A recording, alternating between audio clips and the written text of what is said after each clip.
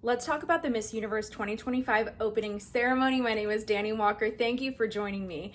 Today I'm going to share with you the ladies that I think stood out for first impressions. Of course, this can change as we move into the preliminary competition. So we'll chat about them, but we are also going to talk about this presentation overall and then Nawat's apology at the end. First and foremost, why in the world was this streamed on Grand TV's YouTube page?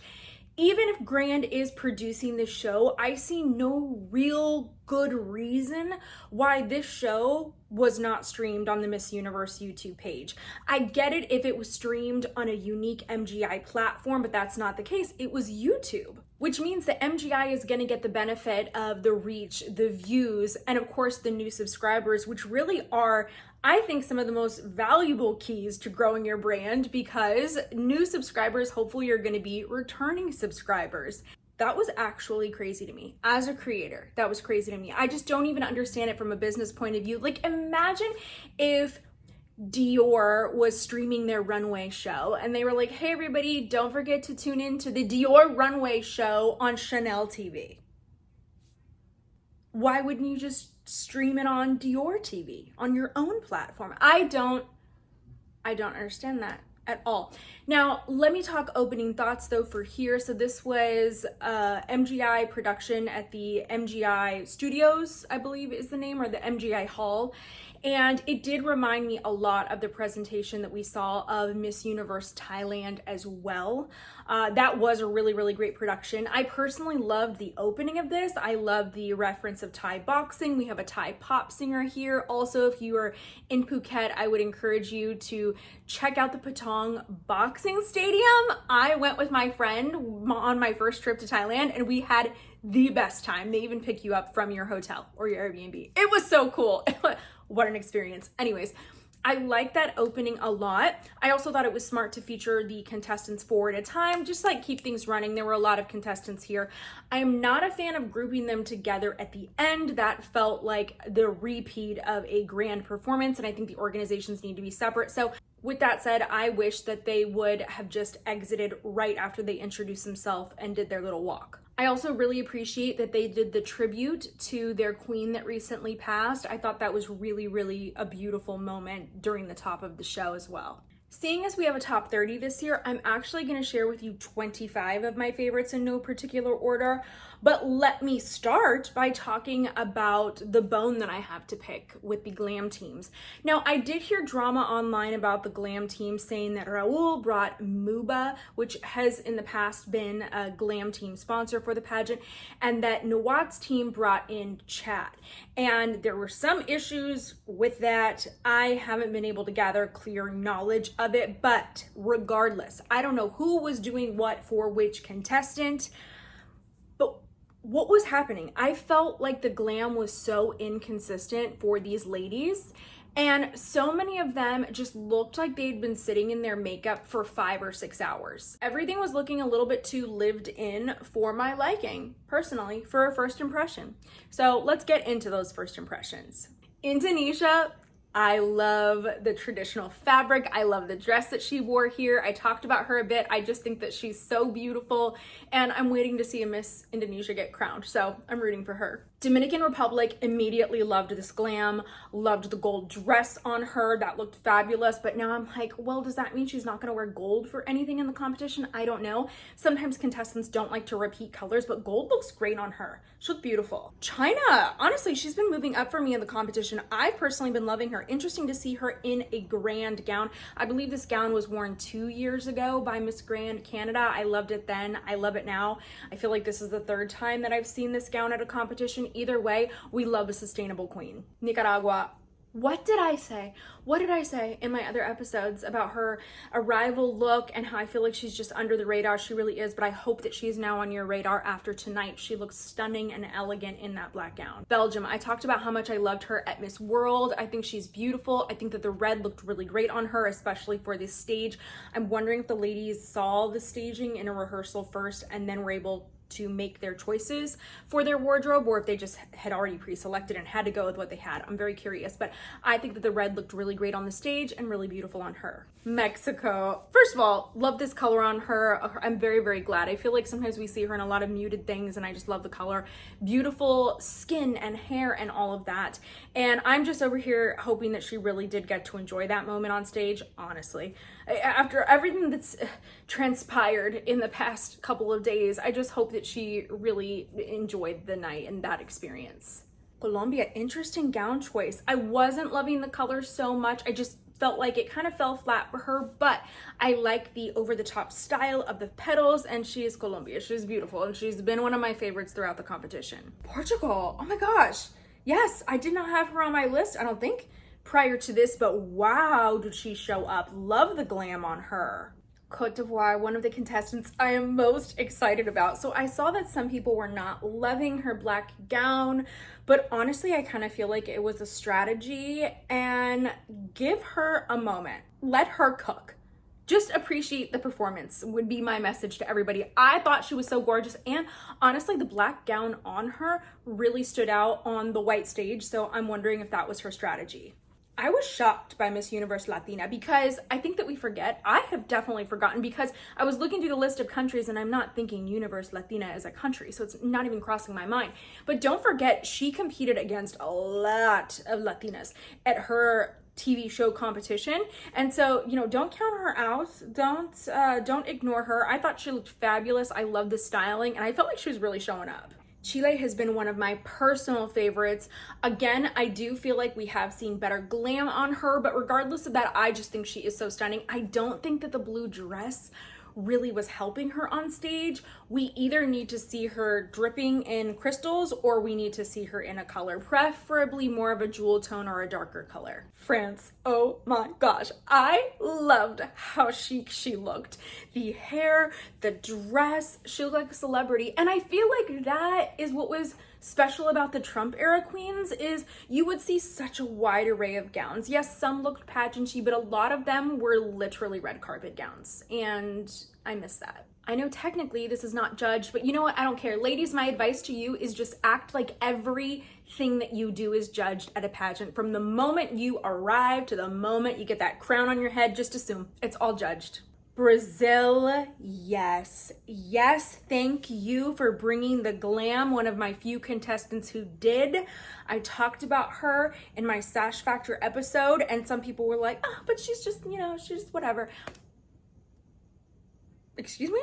Look at her here, okay? Just take a look at her. She speaks for herself. Philippines, yes, and this is probably my personal bias. I really, really love simple structured gowns, and so when I saw her in this gorgeous white structural gown with the corset, personal fan of that. Aside from that, I think that she did a good job. She looked confident. She gave what we expected as a Miss Universe Philippines, but I especially loved the look. Haiti, I loved this gown, and also the jewelry that she was wearing. Just that little bit of pop of color was so wonderful on her. I'm just so excited for her and this journey. She is truly beautiful. Kazakhstan needs to be more widely recognized in pageantry. Year after year after year, they are sending gorgeous contestants that just, maybe it's because they don't have that support, but I just feel like they're not recognized. And when I saw her here, I just feel like it's undeniable. You can't miss her. She's stunning. She's doing a great job. Ecuador, I was a little bummed that she did the Diana Mendoza reference. I honestly wish at that point, if you were going to reference the gown that much with the turquoise earrings, you might as well just wear that gown or get a recreation. But I feel like recreations, they never really go well. So I'm confused too. I know she was Miss Universe, but she's from Venezuela. So I feel like if you're going to do a recreation, maybe do one from your own country though. Like Miss Grand Brazil, when she won Miss Grand, she wore a gown that another Miss, technically Brazil Universe had wore, but a Miss Brazil. Malta may have just been my biggest surprise this year. I loved her. I loved the glam. I loved the confidence. Now I'm going to be watching out for Malta. Venezuela, I'm obsessed. to be honest, last year I talked about it. I was also obsessed with Venezuela then, and she was already in my top 5. This is another year where I just feel like Venezuela is a deserving contestant. She's worked so hard. I'm just so impressed by her, and I just love her style. It's so unique. That beautiful updo that she had, the red gown on her, I'm obsessed with her. Turks and Caicos has been on my list. She should be on yours by now. Oh my gosh, how beautiful did she look in her gown with that glam, just incredible. What did I tell you about India? What did I tell you? For all my doubters out there, can you just, come on, can you give it to me? Can you drop me a comment? Because India's gown and glam and everything, she looked so good, and this just gives me so much hope for her for prelims as well. I just think that she's fabulous.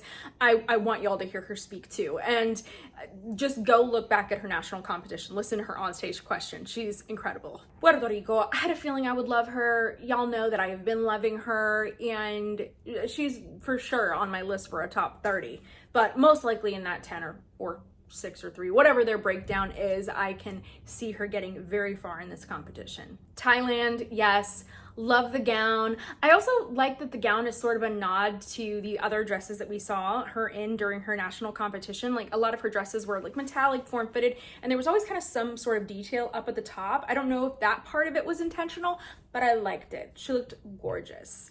USA, my friends, USA. I know that people have been doubting Audrey, but honestly, she went to USA knowing she would have to show up here, and that there was basically no turnaround for prep. So I just think that she looked beautiful, especially considering the time that she had. But I love the gown choice with the dark hair. I love the draping of this. Ugh, just stunning and confident. Listen, I have seen Guadalupe compete at Miss World, and I have looked at her social media, and obviously being first runner-up at Miss World is no easy feat. Honestly, that was a really, really difficult year, and after Jamaica's onstage question in 2019, it was kind of like, oh, okay, she like really sealed the deal there. But what I like here is the change in styling for Miss Guadalupe. I just feel like it's current, it's fresh, it feels authentic to her, and she's just gorgeous. And oh my gosh, just like that look out of the side of her eye after she introduced herself, like she knows she's that girl. I'm thrilled. I can see her in a top 5 again. Now that we've chatted about our queens, I have a few thoughts about the apology. First and foremost, I do not feel like this was the appropriate time and place for this apology. I think that especially after what happened, everything should be centered around the contestants. I think that we should have just seen those ladies. Maybe we acknowledge the sponsors. Victoria hands out the flowers. All of that stuff would have been great. I just feel like this apology ideally would have happened before this event in more of like a press conference style, or maybe after the event, because also I don't know the rehearsal times and what they had to do to put all of this together. So it might not have actually been feasibly possible with that time frame, but either shortly before or shortly after. I feel like this is where that should have happened. Also, I think that I would have loved to have heard him directly address Mexico. And that's why I think a press conference setting would have been a little better, a little bit more intimate, because it could have been Nawat, Miss Universe Mexico, and hopefully Mario's there by now, and Raul. Like, I think they could have all been sitting at a little table, and Nawat could have talked and addressed the audience, and then also he could have turned to Miss Universe Mexico, I apologize, I'm sorry, and then of course she can choose whether to accept that apology or not and move on or not. That would be of course up to her, but I would much rather have seen that type of apology. But with that being said, I also do really believe in grace. I believe in forgiveness, even when it is difficult, and I really feel like grace and forgiveness are the only ways we can effectively move on and allow the past to be the past, and then focus on a better and a brighter future. And so I still think that it took a lot for Nawat to stand up on stage, regardless of exactly what he said. It's not easy to stand up there and say in front of literally millions of people, hi, I made a mistake and I'm sorry. And so I'm always going to give credit to people who are giving a genuine and sincere apology. And then there were a lot of videos of him after the show where he was literally crying to the press. And of course, people are going to interpret that in whatever way they see fit based off of their own perspective of the situation. You might say that he crocodile tears, it wasn't real. You might feel that he was sincere. I think it really depends on your overall perspective, or maybe if you know him personally, all of those things. I don't know him personally, so I can't speak to sincerity in that sense or judge that. But I do still feel like, regardless of your interpretation of how he reacted, that he did have some sort of response, and the organization could have not addressed it at all or just released a piece of paper as a statement. Nawat really wouldn't have had to go on stage and say an apology. I don't think anybody necessarily forced him. They probably strongly encouraged, but you can't really make somebody get up on that stage and say that they're sorry. Of course, as head of MGI, Nawat has made lots and lots of public statements that are offensive or inappropriate or insensitive, and he typically doubles down on all of those things. I feel like he doesn't have the chance to do that in this situation because this is not technically his show. He's not really running it behind the scenes. Of course, his team is producing the pageant, but it's not his show at the end of the day. Essentially, he's still a guest within the organization and has a leadership role within the organization, but he's not at the top of the food chain in this scenario. And so I think he realized that moving forward that he had to do something, he had to say something if he is at all to maintain his relationship with Miss Universe. I'm very, very curious if he will still be the director of Miss Universe Thailand next year. That's something I haven't heard people talking about. Will they revoke that franchise from him because of all of this? Time will only tell. I'm glad at least something is being done, and I'm just hopeful that we can all move on from this and refocus on all of our contestants and the journey. And then I really, really hope that whoever does end up winning, that she has a phenomenal year as the new Miss Universe and an uneventful year in this sense as Miss Universe.